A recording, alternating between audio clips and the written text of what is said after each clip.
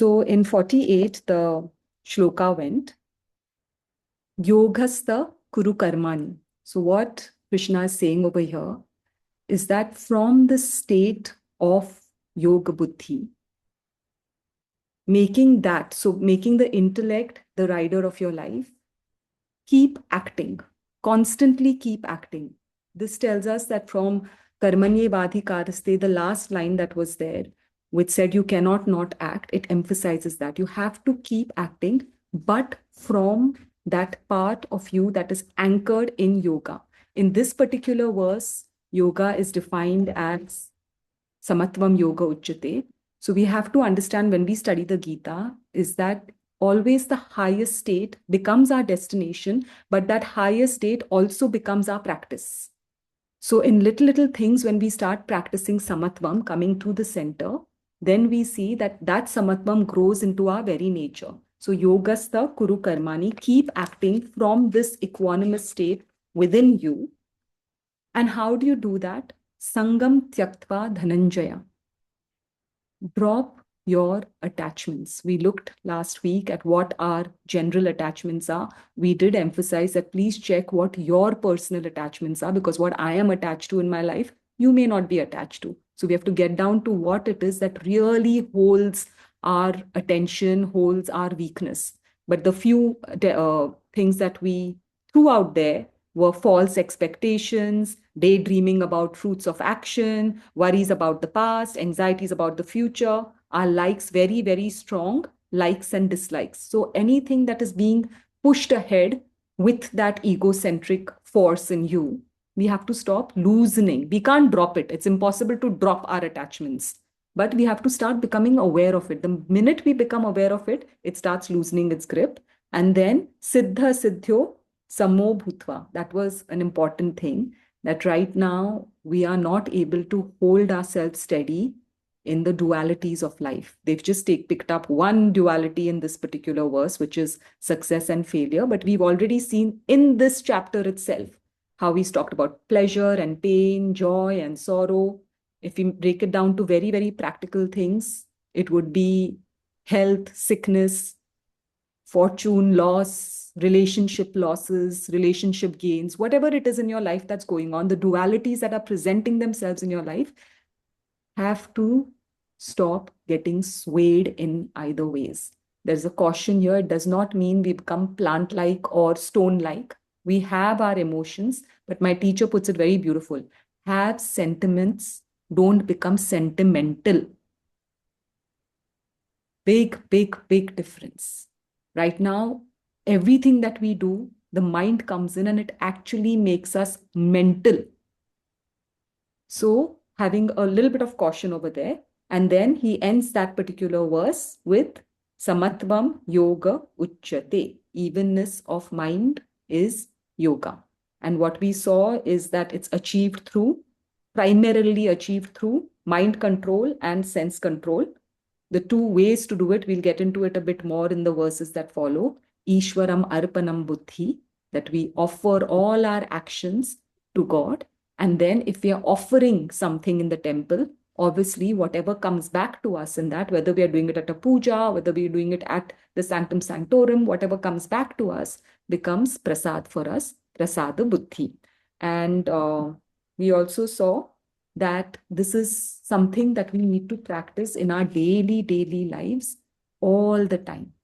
Little things that trigger us, little things that excite us. As soon as it starts happening, if we are able to come to that point of samatvam and from that enjoy or suffer it. It's not something that can happen overnight. It requires years of practice, but the good news is we at least start with awareness. We become aware to begin with. So now let's go to verse number 49. Can somebody just unmute and say what was the first definition of yoga? We just covered it, literally covered it. What definition did verse 48 give us?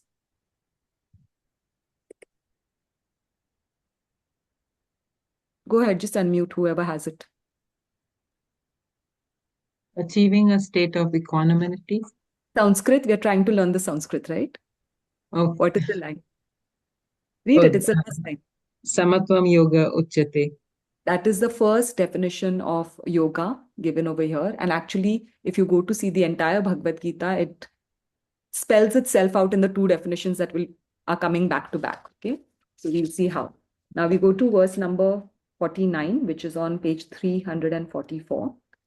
Durena ह्यवरं कर्म बुद्धियोगा dhananjaya buddhau sharanamannvichha kripanah phalahetave vaha. Okay. What it says is actions performed without the attitude of yoga are far inferior to those performed with the mindset of karma yoga. O Dhananjaya, seek refuge in this buddhi yoga. Those who act solely for the results without the wisdom of buddhi yoga are indeed misers. We'll break it down first, word by word, and then we'll go into the whole verse. So, dure nahi, which means by far indeed. Like whichever way you look at it, this is the conclusion. Avaram, inferior, way inferior is karma, action. Then the yoga of wisdom, buddhi yoga. So the regular karma that we do is very, very inferior. It doesn't even count in comparison to karma done now with the intellect, now done with the understanding in the spirit of karma yoga. Dhananjaya, this word will come, this name will come again and again, winner of wealth. So he's not talking to a loser. That is the first thing we have to understand. None of us here are losers. We have achieved great things in life. We have accomplished great things in life. Problem is, all these achievements have been outside. And we saw in the last class how the true wealth is the inner wealth, Dhananjaya. Buddhau, in wisdom, in intellect.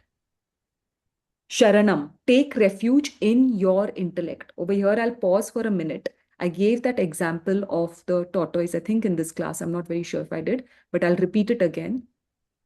This turtle comes later on also in this very chapter, but over here it makes sense. Take refuge in the intellect. What does that mean? When a tortoise goes, try and watch it on YouTube or Google or something. When it's walking around very freely.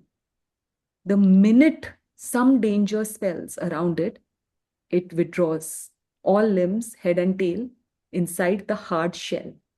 So the comparison we make is that the hard shell is that buddhi, is that intellect. The four limbs are, and the head and the tail is the senses, and the head is the mind. So what we need to do is, again, it comes back to Kuru Karmani. We have to continue to walk in this life. We have to continue to work. Action is the insignia of life. We have to continue doing that, but with so much awareness that the intellect is always in the front. And the minute we see danger, what danger? Sangam tyaktva, where we are being attached, we pull into the intellect. Just like the tortoise pulls its 5 limbs and the head right inside the intellect, we take refuge. It's amazing to see that feat. Once that tortoise is in that shell, nothing can happen to it. I remember, I'm going to find that video and send it to you all. There was a monitor lizard who was trying to eat a tortoise that had come inside its shell. It tried to bite it from all sides, all sides, all sides. It couldn't. It swallowed the whole thing full. It swallowed the whole turtle. You'll be amazed with that video. Right? So once you've taken refuge in your intellect, very little can disturb you. You come into that state of samatvam. You come into that state of equanimity. So that is important. Take refuge in wisdom. Buddhau sharanam. Anvichha is seek, take refuge. Kripana, wretched, pitiable, miserly. So over here, Shankara's commentary says pitiable, it says wretched.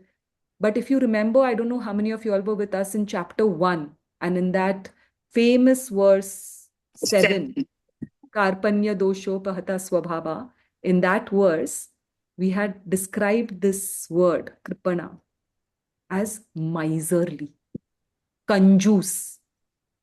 We are thinking that we are being conjuice with our money and with our monetary wealth. The highest miser is he who does not live with this yoga buddhi, who is giving away, throwing away his potential, literally throwing away his potential of the greatest material success and spiritual equanimity for miserly things in the world.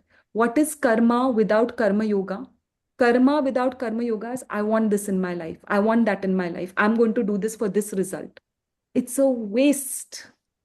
It's an absolute waste compared to when we study in Buddhi Yoga, when we study in the spirit of Karma Yoga and we act like that, we drop all this I, me, mine.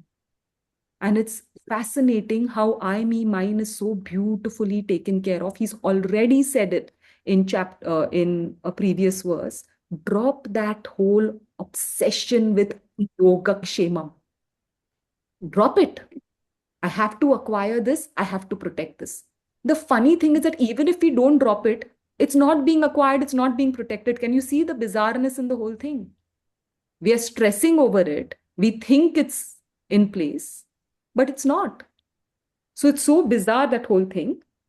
Phala hetava, seekers of fruit. In short, what he's saying, wretched are those very strong words who are just running after fruit. And not wretched in some court of law, not wretched in front of God or in heaven or on judgment day or whatever. Wretched to themselves. Because what can be achieved in the human life in terms of hitting a highest material potential and as well as growing spiritually, we are dropping that dual, possibility and just running after the material. And with so much stress and tension. At least if we didn't have stress and tension, it's fine. We are fine. There's no problem. But with the amount of stress and tension we cause for ourselves, this is what we are doing. Okay. Now let's go a little bit deeper into the verse. So when we look at the verse, we look at this word called yoga buddhi, right? Swami Chinmayananda, for this particular commentary, brings it down to buddhi and says, buddhi is a flow of thought. We've done this before, just let's revise it. It's a flow of thought, intellect, mind, they're all flows of thoughts. Now, if you go back a few verses, you'll remember we had studied this word, vyavasayatmika buddhihi, the single pointed mind, the single pointed integrated mind that is moving towards a particular goal. And in contrast, there's a whole table that has been given in that particular verse, which we've studied a while ago, was Bahushaka. A mind that is scattered, wants this, wants that, wants everything. So what this verse is saying is bring yourself to that vyavasayatmika buddhi, that integrated buddhi. Swami Chinmayananda splits it into Nishchayatmika buddhi, an intellect that is absolutely resolved towards something, towards a particular goal, and Samshayatmika buddhi, which is actually the mind, which is not anchored anywhere, is just running in all sorts of directions with doubt, with want, with desire, with all of that. So all of the time when we are stressed, really unreasonably stressed, please understand we have dropped from the intellect level into the mind level. At that point, if you can bring yourself to the center, samatvam, and work with it a little, you'll start getting objectivity. We lose objectivity when we drop down from the intellect.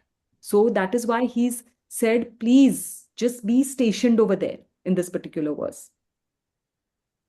Now, we've already seen that the body functions in two ways, either by the dictates of the mind or by the wisdom of the intellect. The mind is saying, I want this, I want that, this is where I want to go, this is what I will do. The intellect is thinking like a parent. Is it right for you? What is it going to get you? The whole process of the Bhagavad Gita is to make the intellect pitch up a particular ideal. If right now it's a material ideal, pitch that up. But what it pushes for is the ideal of self-realization. Devote the mind to that ideal. The intellect may have many ideals. We've seen this in our daily life. Every night we say, oh, tomorrow I'm going to get up at 5 o'clock and go for a job. What happens at 5 o'clock in the morning? The mind says, the body says, oh, I'm so tired. Mind is like, why today? Let's do it tomorrow. Snooze. And snooze and snooze and snooze, it never happens, right? So the intellect is wonderful. Even with this knowledge, the intellect understands all this knowledge. But now the mind that is focused outward, we have to start pulling it inward and pitching it to devote itself to that goal that the intellect has set, and the body will follow. So the intellect sets a particular goal, the mind surrenders to that goal. Both of them work in unison for your body to follow through with the right actions, with karma. Very important to understand this. Have we got this part really clearly? Right now, the intellect is understanding absolute things, armchair philosophy, but the mind is on its own trip and the body is in its own trip. So until we get all of this together, we cannot bring ourselves to samatvam. Neither can we do what the next verse is going to say, tell us to do, bring skill in action. So the intellect pitches a goal, the mind surrenders, devotes itself to that goal, and the body follows. A three-step process, very important to follow in that direction. And then he says, those who are not following this karma yoga, who are just running about, we've already said, he said wretched, kripana. But why? Because when he has promised that you will be relieved of all sins, we've defined sins as agitations of the mind. When he says you'll be relieved of all sins, you will be relieved of the bondage of birth if you do a little bit of karma yoga. Here he's talking about somebody who will not do karma yoga at all. Wretched. It's doing exactly the opposite. If you're saying sins are agitations of the mind, what is it doing to you? Constantly running behind the fruits of action, constantly being stressed about what is in it for me, what is in it for me, what is in it for me. And so much agitation. So it's doing exactly the opposite of what karma yoga is promising you. Constantly living in agitation. And as far as bondage, he says, even a little bit of this will start freeing you from the bondage of birth and death, bondage of action, he says. Why is he calling action a bondage? We'll see that now. It all comes up in the next verses all as well. Why is he saying action is a bondage? Every action that we do, good, bad, indifferent, has a consequence. If it has a consequence, you yourself have to show up to bear that consequence, to enjoy the action or to suffer the action. Right? You have to show up. So it becomes a bondage. मैंने आपको कुछ दिया है, अब लेने के लिए मुझे वापस आना ही होगा. This transaction that I've started from my side, I have to come to complete it, whether it's good, whether it's bad. And the problem is that the human life is such that even if we've come with a lot of good karma, we don't know where we can slip. Right? It takes a moment. He will say it now. He will say it how the way he describes it later on in chapter 2, like a boat being carried away in the tempest. Like a boat being carried away in the tempest, the senses are just the mind is just carried away by the force of the senses. And we have examples of rishis, Vishwamitra, who was at the brink of Brahmagyan, and Menaka came there, and his whole tapasya was completely blown apart. Who are we? Right? So we have to remember now very keenly, every action has a consequence. To bear that consequence, we will have to come back if we have not started working in the spirit of karma yoga. A tip from the past, there are 3 things that keep binding you into the action. First is sankalpa. Not sankalpa that I want to go to, merge with, unite with my higher self. The sankalpa that I am doing this to get this back in return. As long as you're doing that, you're bound to karma. Second one is kartutva bhavna. I am doing this. I am doing this. The minute you say your little self is doing this, your mind, intellect, body, ego is doing this, consequence, karma is coming back to you. The third thing is this obsession, what he's harping about through all these verses. Obsession with karma phala, the fruit of action. So as long as you're wanting a fruit of action, you're going to be bound to karma. So if you're not paying attention to these things, these three things, you are going to be wretched, miserable, pitiable, conjuice, miserly, that this beautiful life that you have got to evolve spiritually and a byproduct of spiritual evolution is material success. They are not two different paths. You evolve spiritually, you will be materially successful. And the funny thing is, when through spiritual evolution you're getting the material success, you're not even chasing it. It's just there. You see the irony? So instead of leaning back into that trust, putting out our effort in that spirit of karma yoga, we are being wretched. We're being kripana in trying to play God in our own lives without actually attuning to that God. That's the irony. Right? So this is what this particular verse says. Let's go to the next verse. Verse number 50. So this completes that whole cycle of what we started in 47 and what has been leading up to 47. Let's read the verse first. Okay. बुद्धियुक्तो जहातीह उभे सुकृत दुष्कृते तस्माद् योगाय युज्यस्व योगः कर्मसु कौशलम्. The translation on 350, page number 350. A person endowed with wisdom and equanimity, buddhi yukta, transcends both good and bad deeds, sukrita and dushkrita. Therefore, commit yourself to karma yoga. Tasmad yogaya yujyasva. Yoga is the art of skillful and efficient action. Yoga karmasu kaushalam. Another very important verse. Highlight, underline, circle, yoga karmasu kaushalam. There you get your second definition. So we've got two definitions now in chapter 2 itself. Please keep remembering that chapter 2 is an index chapter, right? It's given us what this is a template. These two lines are the template of right action, karma yoga, which he will fully expand, fully bring out in the following chapters, right up to chapter 18. So let's go into the verse properly.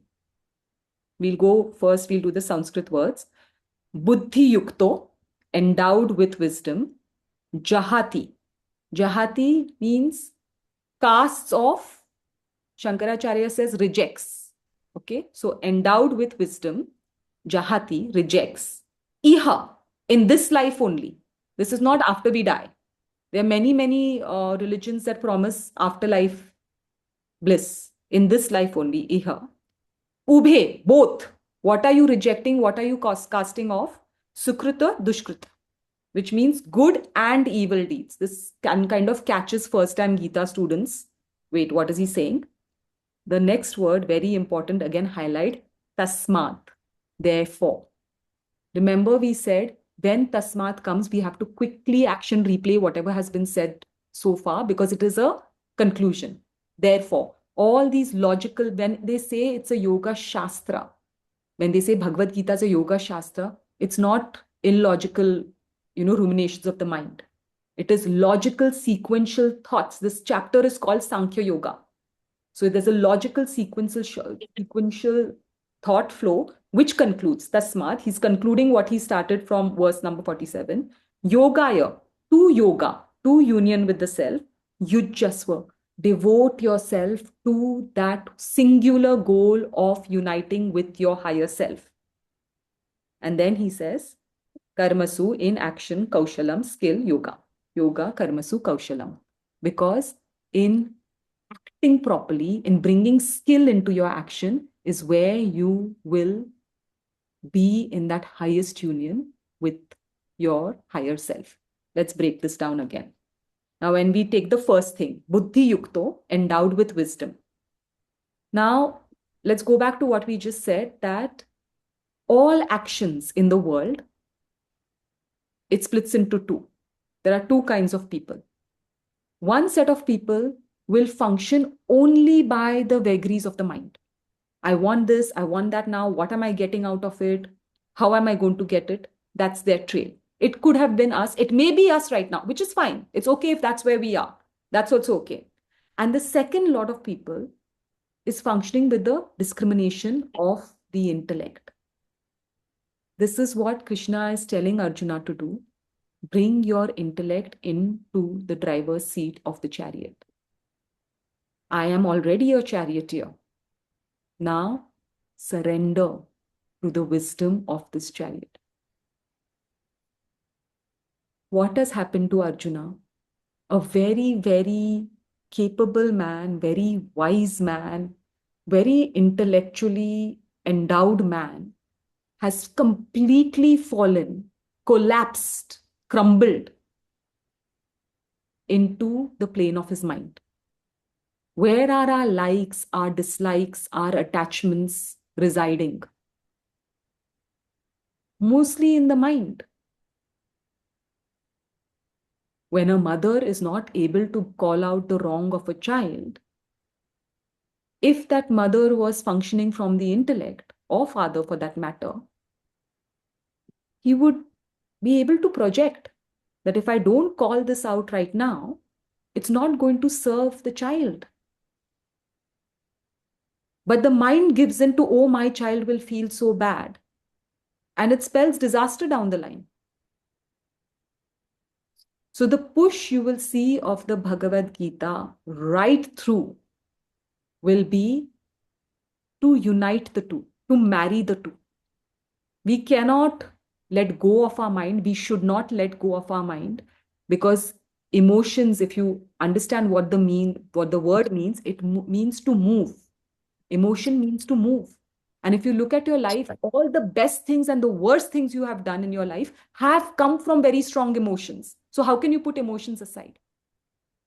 The only thing is, now the intellect understands, this verse will say, what is the right thing to do? And then the mind offers its emotions, the power of its emotions, to doing that right thing. Right? So these are the two ways we split. There's one lot of people, which he's already mentioned in the last verse, wretched, who are just working in the world for material gains, exchange, barter, whatever they're doing. But the buddhi yukta, those who are endowed with wisdom, they are sitting, they have taken sharanam, they have taken refuge in the wisdom of the intellect. One thing I really push forth for the Grahastha ashrama is to consistently marry the two. Don't try to become immediately so intellectual that you lose your connection with your heart at all. To work in the Grahastha field, we need our emotions. We need our attachments. But we just have to groom them now. Right now, they are all over the place. We have to just bring them together and groom them properly. Right? Jahati, casts off, rejects. Again, this is not repression or suppression. Please understand that. Through right understanding, we see how our attachments are being an obstacle in our way. The absolutely realized person will not falter with the mind, with the attachment. That's why Krishna repeatedly is called Achyuta, the one who never falls into the mind. Even when Dhritarashtra is narrating right in the beginning, Sanjaya is narrating to Dhritarashtra right in the beginning, he tries to tell Dhritarashtra, Krishna is Achyuta. Look, Arjuna might be reeling right now, but Krishna is not going to move from this stance. He's going to use the intellect to fight and win this war, make Arjuna win this war. So we cannot, when we say reject, it does not mean we just drop everything. We come to that casting off, we come to that jahati with understanding through the study of the Bhagavad Gita. And it is miraculous, it is magical. I will shout this from the top of the mountain. When you study the Bhagavad Gita rightly, these things happen. They don't have to be forced. Renunciation, I define it as growth. It is not an activity. Renunciation is growth. When you attach to the higher, the lower automatically falls off. Right now, with half understood spirituality, what are we doing? We're trying to shove all our lower ways of living out of the window. And we'll end up being frustrated, repressed, depressed human beings. But the more and more you understand, you get the sense and sensibility in these words, the more and more you get that. I think Ritu, you've unmuted yourself. Can you mute, please? Because you're echo. Sorry. No worries. So the more and more you align to this, the more and more you'll be able to just let go, whatever he's saying, Sangam Tyaktva, let go of success, failure. It can only come through understanding, through growth, through attaching yourself to this particular knowledge. Then the next word is ubhe. Ubhe, sukrita, dushkrita. Both good and bad, good and evil deeds. Now, here is where first time students get a bit confused. They're saying, wait. Aren't we supposed to cast off evil deeds? We've done the Karma Demystified series. In that, we have seen Nishiddha Karma, things that we should not do, right? We have seen things that we should do, Niyatam Karma. Nitya karma, niyatam karma, naimittika karma, what we have to do all the time, what we have to do occasionally. We've seen all of that as well. So, what is Krishna saying? Jahati, reject good and bad deeds. Please understand, this is an overview of the entire Bhagavad Gita. Right now, in short, what is he saying? Just give up your whole attachment to either action, which is not the first step in spirituality. We saw that in the Karma Demystified series. We have to move from not doing Nishiddha Karma to doing Niyatam Karma. We have to make that particular shift. Why he's saying over here, drop both, because we just saw in the last verse, both of these karmas are going to bring consequences. Correct? Even our good karmas are going to bring consequences. And then in chapter 8, he goes on to explain that how even if we do a lot of good karmas and we haven't realized self, we go to Brahma Loka. Once that merit is finished, then we come back again over here to this earth. So whatever we do, we have to come here to suffer or enjoy those consequences of our karmas. So what does he say over here? Don't do either. Does it mean stop doing karma? No. What he said in the beginning, buddhi yukto, come back to the intellect, remove those three things that we keep harping over. Sankalpa for worldly gains. Again and again, I'm saying the same thing. Doership, I am doing good, I am doing bad. Oh, today I did such a fantastic thing. Yesterday I did such a bad thing. Drop that doership.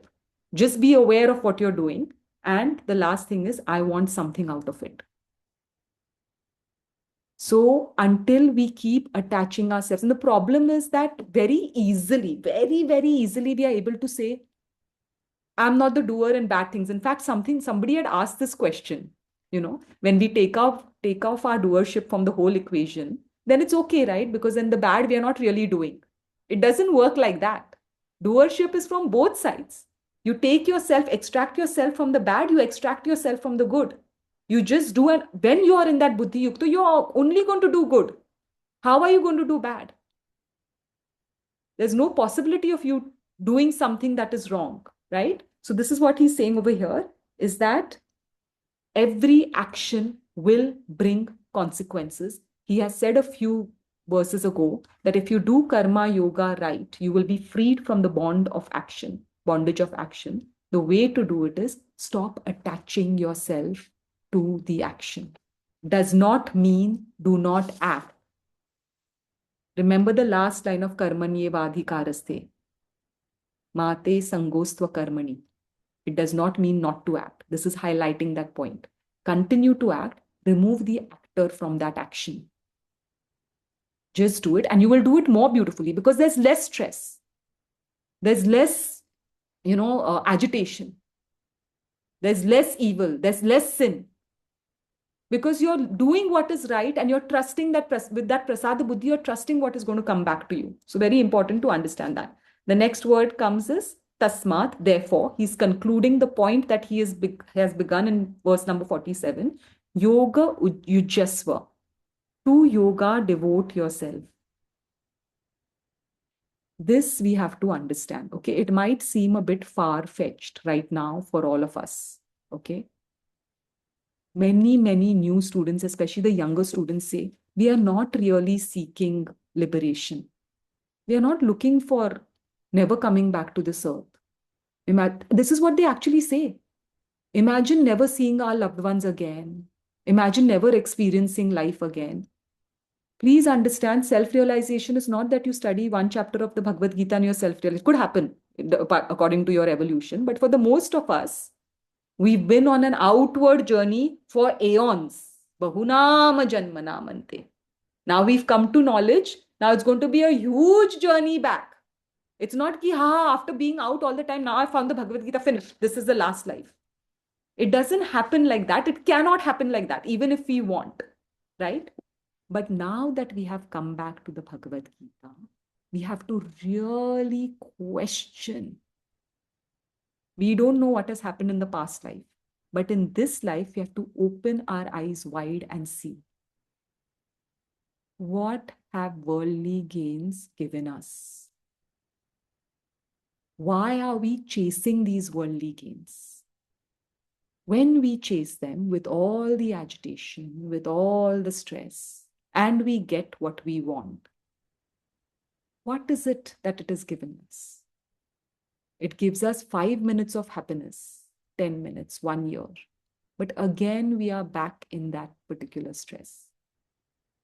What Advaita Vedanta says beautifully is that the minute you start detaching from that true identity, there is an incompleteness, an ever-growing incompleteness.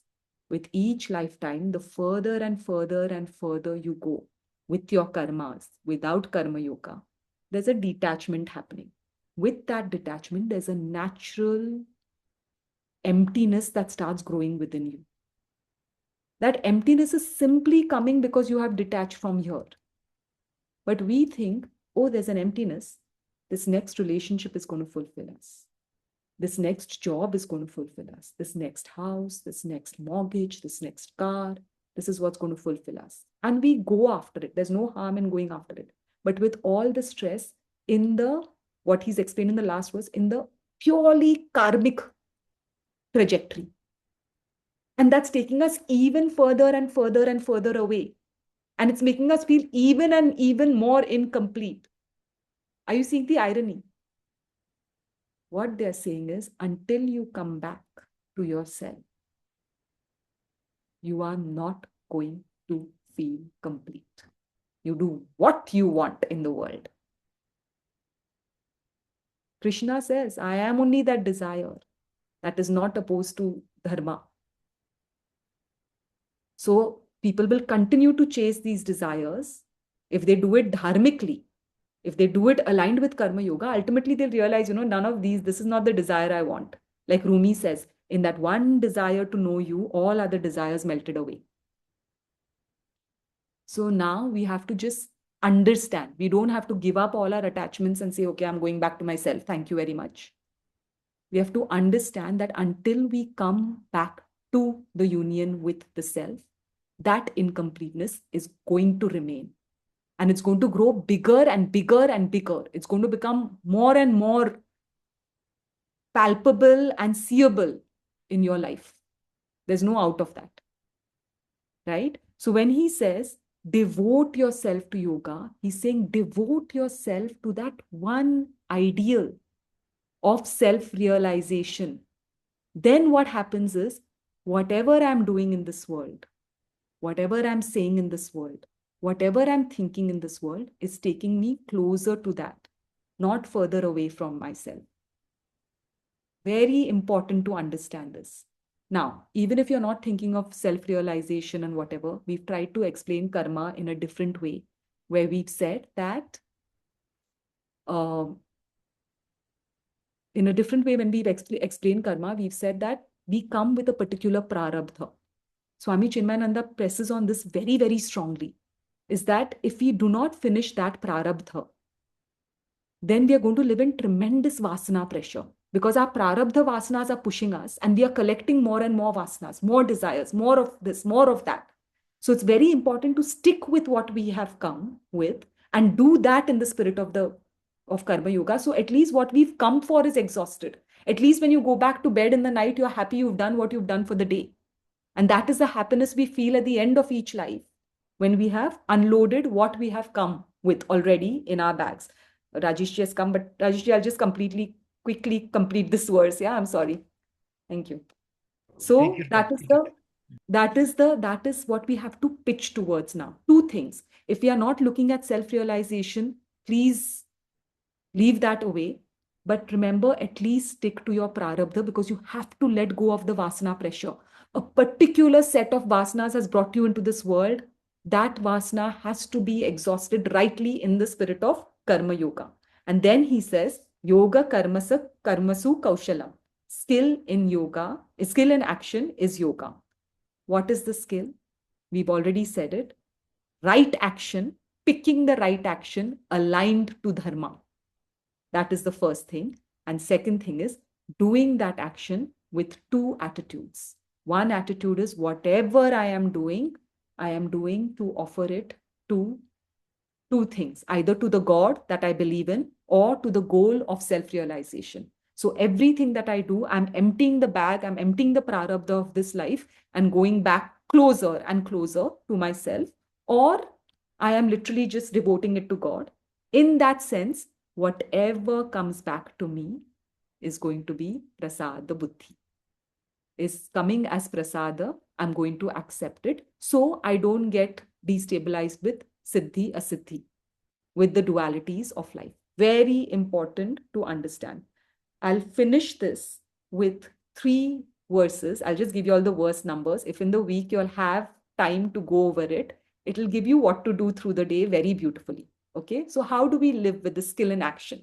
How do we incorporate these two things? Ishvara Arpanam Buddhi and Prasada Buddhi. So the first verse, as soon as you wake up, Shloka 27 in chapter 9, beautiful verse, which says, Yat karoshi yadashnasi, yat juhoshi dadasi yat tapasyasi kaunteya, tat kurushva madarpanam.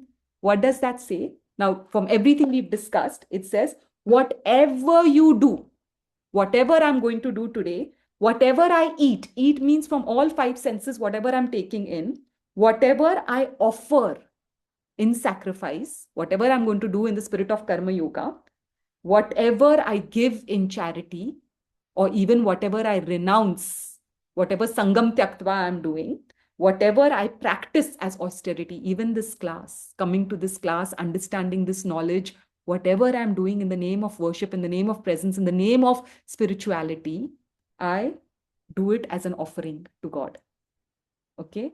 Ishvara Arpanam Buddhi. I'll send the verse numbers, read them, then you'll understand. So this would be your first thing in the day. During the day, we've gone over this verse many times. Ananyas chintayanto mam yogak shemam vahamyaham. There's no time to chant the whole verse. So yogak shemam vahamyaham. Throughout the day, you've already offered it in the beginning of the day. Throughout the day, say, I am going to just stay focused on karma yoga. I'm going to stay focused on my God. I'm going to stay focused on that goal of realization with the understanding that now that I'm working rightly, I'm dharmically aligned, everything that I need and everything that needs to be protected is taken care of. Immediately the stress is off, right? And the last in the night, look at this verse, chapter 18, shloka 63. सर्वधर्मान् परित्यज्य मामेकं शरणं व्रज अहं त्वां सर्वपापेभ्यो मोक्षयिष्यामि मा शुचः. What does Krishna say? Now that the day is done, drop it all. Drop what he has said in the last verse, good and evil. Drop everything and come into that point where I have done my best. I will take care of the rest. All your vasanas, all your agitation, all your bondage to karma. For today, what is done is done. I have taken it over. So like this, we can incorporate beautiful verses of the Bhagavad Gita as our daily routine and as our daily prayer. So you start with an offering, you do karma yoga through the day, and at the end, you offer it all back and you say, I've done my bit. Prasada buddhi. Whatever comes tomorrow out of this, it is your will. Yoga karmasu kaushalam. that skill in action, picking the right action and doing it in this manner with what? Samatvam yoga uchyate, with that constant samatvam in your mind. This is what yoga is about. This is what the Bhagavad Gita is about.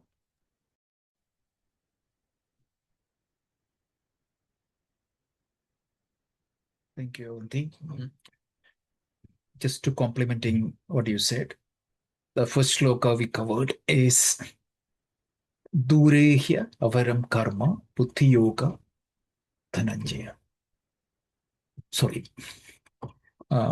So the whole idea is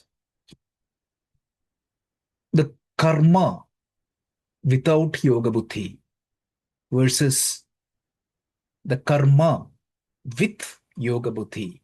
There is a lot of difference. We can do the work in many ways. The same task, even though it is a dharmic act, it can be executed without yoga buddhi, can create problem. It can create stress in you. It can create anxiety in you. And it can drain you completely off, even if it is a dharmic act, if you don't follow the yoga buddhi. So Krishna is saying that if you don't apply this logic in your day-to-day life, you're a kripana. Kripana is the one who has the capability, but not utilizing that capability. Kripana technically means it's a miser. Miser has the money. He is feeling hungry, but he don't want to spend money. So even though he has money, he is suffering. So like that, each one of us has the capability to do the karma with yoga buddhi. That means you won't be drained. Your actions will be more efficient. Your actions will elevate you spiritually. When you have the capability to do that, if you don't do with that yoga buddhi attitude, you're missing something. That is what Krishna is telling. And in the next shloka, he is saying, Buddhi yukto yahatita sukhe, meaning uphe sukrita dushkrite. Tasmat yogaya yujyasva yoga karma sukhaushalam. So keeping that equanimity with yoga buddhi, you engage in your action, not to run away from the action. Engage in that action. And then he gives the second definition of yoga, yoga karma sukhaushalam. This is so beautiful. So, tasmat yogaya yujyasva. Meaning here literally means you engage in the war. But that is for Arjuna. But for all of us is what? Do your duties. Do what needs to be done with yoga buddhi. That is the advice. So suppose you are a software engineer, go and do in that activities. Suppose you are a homemaker, do that activities with yoga buddhi. That is the difference. The yoga buddhi is what is going to make the difference. And the first definition was samatvam yoga uchyati. And the second definition is yoga karma sukhaushalam. We need to be very careful. What exactly the typical translation people say is dexterity in action, which is correct, but Swami Dayananda Saraswati used to say, that means a pickpocketer is also a yogi because he is an expert in his action. So that's not what it is. So what is the efficiency in action? When you are presented with a set of possibilities, picking up the right course of action, correct? That is very important. That is a skill. I can do A, B, C. Which one I pick? That is a skill. And once I pick the action, what I need to do? I need to put my 100% in that action. If I can do that, that is the efficiency. So you pick the action which are the right action, which are not the adharmic action, which are not a tamasic action. We saw that in the Karma Demystified series. Why you need to pick the right action. So you need to pick the right action and you need to execute it to the best of your ability. And when you do that, that becomes yoga. Only yoga buddhi can help you to do that. When you have that yoga buddhi, you will not, because what is the definition of karma yoga? Going back, if you combine these samatvam, yoga uchyate, and if you combine the samatvam, yoga uchyate, and yoga karma sukha ushalam, you get the definition of karma yoga. Karma yoga means proper work with proper attitude. So ability to pick the proper work. What is proper work? We'll see that in chapter 3. Yajñātva karmanonyastra lokoyam karma bandhanaha. Anything that you can offer in front of Ishvara, that is proper work. Anything you're not ashamed to be exposed to the other people, that is, or at least in front of Ishvara, that is the right action. So it can be Swatvik action, it can be Rajasic action, but it cannot be Tamasic action. Tamasic action means you are the beneficiary, but at the cost of others. That is not allowed.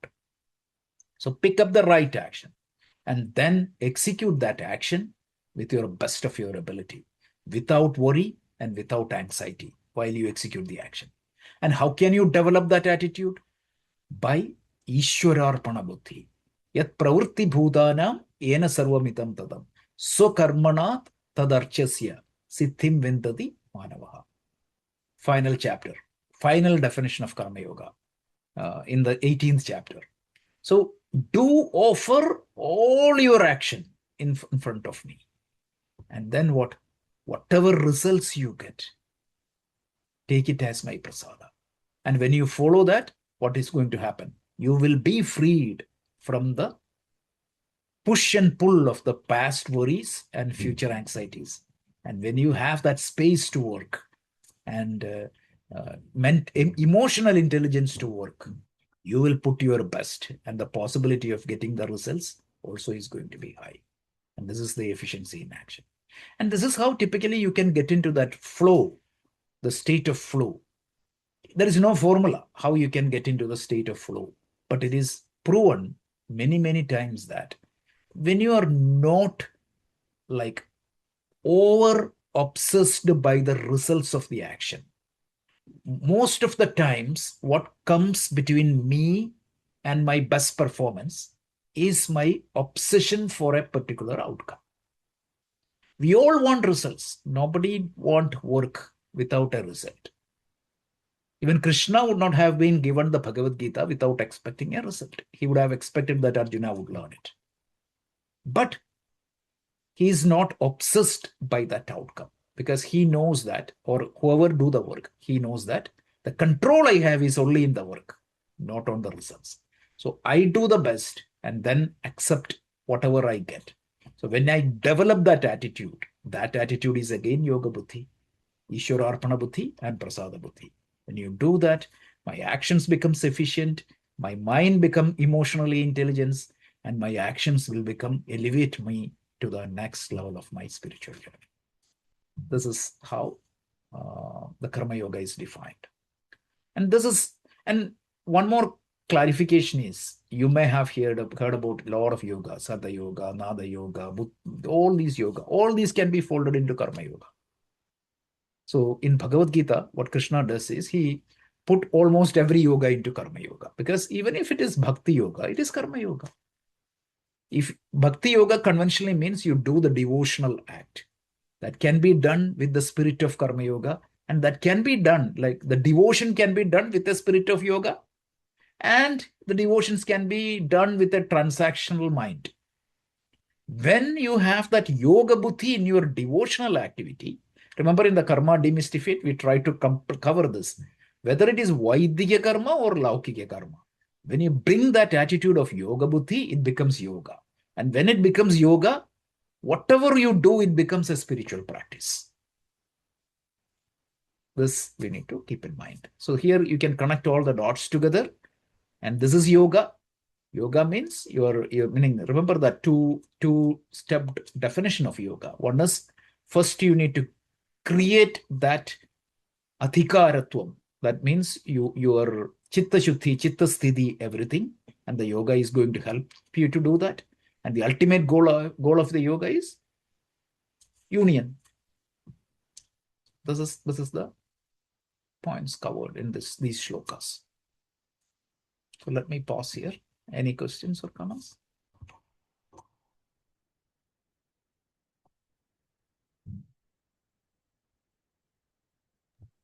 Hey, Rajesh.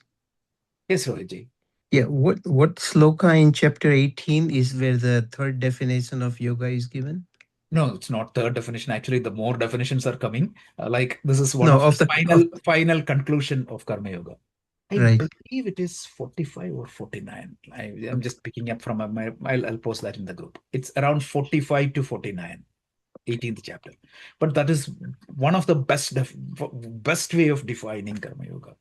Like Okay. pravritti bhutanam yena sarvamidam tadam. Like that from which everything has manifested. He didn't call Ishvara. That from which everything has manifested. Offer all you so karmana todarchasya siddhim vindadi manavaha. That is the definition. It's the shloka. Brilliant shloka. Thank you.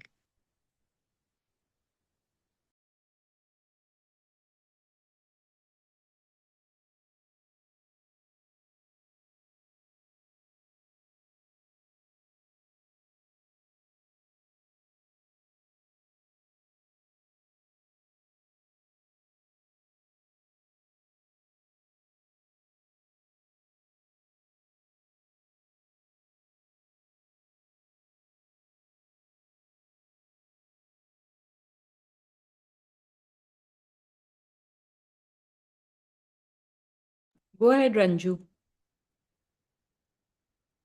Unmute and speak. Ranju, you have your hand up. You can unmute and speak. Oh, she's put it.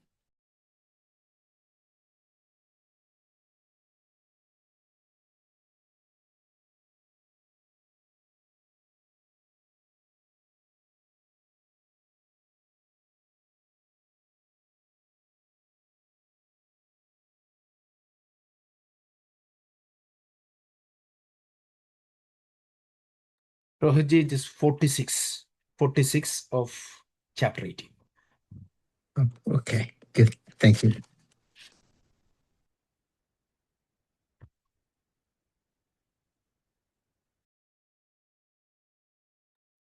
Any other questions, comments? Sorry, I was not able to unmute myself. I had a question. So just on Samvatva, so I just had encountered this issue at work today, right? So where I was like, the things going on in my mind, why did he say that? And then I brought it to, okay, why am I feeling this Samvatva? But it's hard. I was not able to kind of bring myself to peace immediately. And I kept on thinking about it. And I said, no, it's okay. It's okay. So, in situations like this, what to do? What would be the best approach? I understand and I know what I am thinking is not like it's not real in my mind, right? I'm completely aware that it's not even relevant, but it's very hard at times. Sometimes I am able to, but at times it's very hard to bring myself to that balance. See, who we are today and what we are today is a accumulation of all that we have been in the past, Ranju. Okay? Right. And it's taken us a lot of time to become who we are right now. A lot of time, a lot of lifetimes. So we have been dehypnotized, as my teacher says, into believing that I'm the body, I'm the mind. I mean, we've been hypnotized into believing that I'm the body, I'm the mind, I'm the intellect, this world is real, what he says is real, what he doesn't say is real, all of these. It's taken lifetime. So immediately we can't become like, oh, now I'm in Samatvam, right?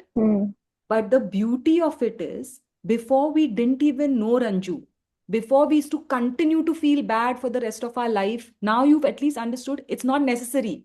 And in fact, it's not advisable to stick in that. We did that beautiful two arrows parable of Buddha. The first arrow is what comes at us, and the second arrow is this rumination. Why did he say it? Why did he say it?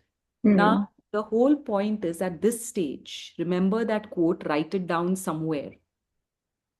When you realize you are sleeping, you are already half awake.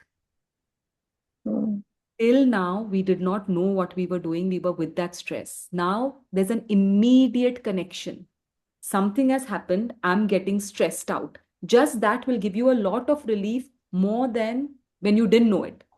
But where you will create conflict within yourself if you keep saying, oh, I have to be in Samatvam. Oh, I have to be in, how can I not understand this? I have to, that's going to make you even more stressed.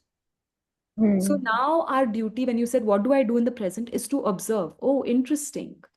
This is what has happened. This is the stimulus that has come in. And this is what I'm feeling. Observe it keenly. And that is why we have a 3-step process. Morning, we study something, go over some notes, something. Through the day, we just live our day, hopefully with what we've studied in the morning. In the night, we introspect, a quick introspection, not to judge, just to see where we've slipped and where we have gained something, where we've done right. Doing this over and over and over again, your buddhi will come into place where next time it'll become lesser and lesser. Now, just because you've discussed this, I promise you the next time you're in this situation, it'll be 1% less, the agitation that you feel. Right? So that change, there's a step. The intellect will understand things very quickly. As soon as you hear it, you understand it. But the svabhava to change, that is our samskara, that is our vasana. For that to change, it's going to take a lot of time. And the only way you can do it is by constant mananam, shabanam, mananam, nididhyasana. That 3-step process. Keep taking in this knowledge. Keep attending the classes. Keep contemplating on it and keep trying to put it into practice, but loosely. Don't feel bad that I've slipped again. If Vishwamitra could slip at the portals of Brahmagnana, who are we? Right? So it's going to take time and let it be. Laugh. Soon you'll start laughing at it. Oh, there again, my mind goes. Again, it's affected. So just become aware and stay in that awareness for now. Don't get disheartened at all. Thank you. Okay, we'll pause here. Please pose the questions and we will answer offline. Thank you.